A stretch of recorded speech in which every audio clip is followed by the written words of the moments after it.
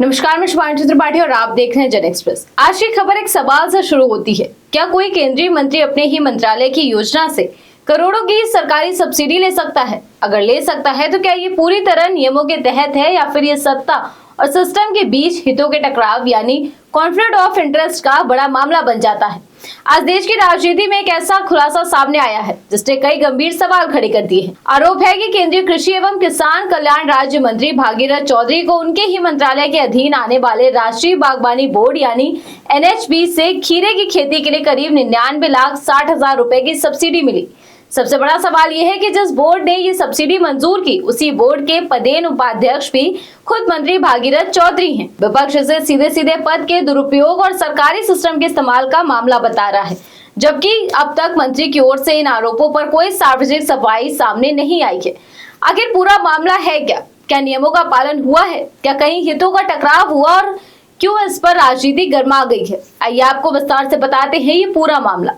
दरअसल राजस्थान के अजमेर जिले के पीह गांव में केंद्रीय राज्य मंत्री भागीरथ चौधरी की कृषि भूमि पर हाईटेक पॉली हाउस में खीरे की व्यावसायिक खेती का प्रोजेक्ट लगाया गया। खेत के बाहर लगे बोर्ड पर साफ लिखा कि इस परियोजना को राष्ट्रीय बागवानी बोर्ड यानी NHB की ओर से सहायता मिली है और लाभार्थी के रूप में भागीरथ चौधरी का नाम दर्ज है। बोर्ड के अनुसार परियोजना की कुल लागत लगभग 1,99,00,000 रुपए है, जिसमें लगभग 99,60,000 रुपए यानी परियोजना लागत का 50% सरकारी सब्सिडी के रूप में स्वीकृत किया गया। बाकी राशि में लगभग 49,80,000 रुपए प्रमोटर शेयर और करीब 1,49,00,000 रुपए का बैंक लोन शामिल बताया गया है। रिपोर्ट के मुताबिक आवेदन अप्रैल 2025 में किया गया और केवल 14 दिनों के भीतर इसे सैद्धांतिक मंजूरी भी मिल गई।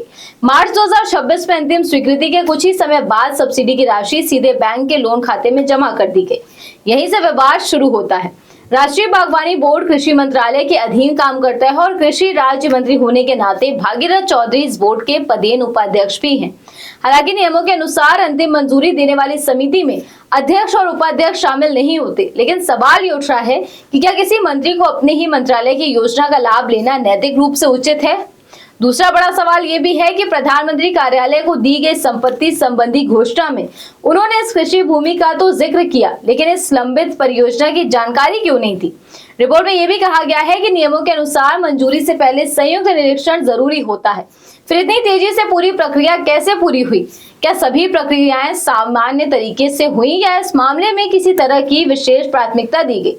यही वे सवाल हैं जिनका जवाब अब राजनीतिक गलियारों से लेकर आम जनता तक मांग रही है। उधर कांग्रेस ने भी इस मामले को लेकर मोदी सरकार पर बड़ा हमला बोला है। कांग्रेस का आरोप है कि मंत्री बनने के कुछ ही महीनों बाद अपने ही मंत्रालय से लगभग 1 करोड़ रुपए की सब्सिडी हासिल करना सत्ता के दुरुपयोग का स्पष्ट उदाहरण है। पार्टी ने सोशल मीडिया पर पोस्ट करते हुए कहा कि ये जनता के पैसे की लूट है और इस पूरे मामले की निष्पक्ष जांच होनी चाहिए।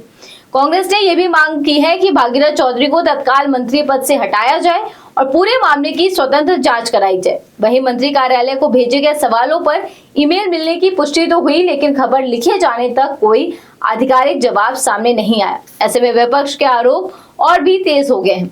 हालांकि इस पूरे मामले का दूसरा पक्ष भी समझना बेहद जरूरी है। राष्ट्रीय बागवानी बोर्ड की ये योजना केवल मंत्रियों के लिए नहीं, बल्कि देश के किसी भी पात्र किसान या उद्यमी के लिए उपलब्ध है। इस योजना का उद्देश्य आधुनिक पॉली हाउस, संरक्षित खेती और व्यावसायिक बागवानी को बढ़ावा देना है।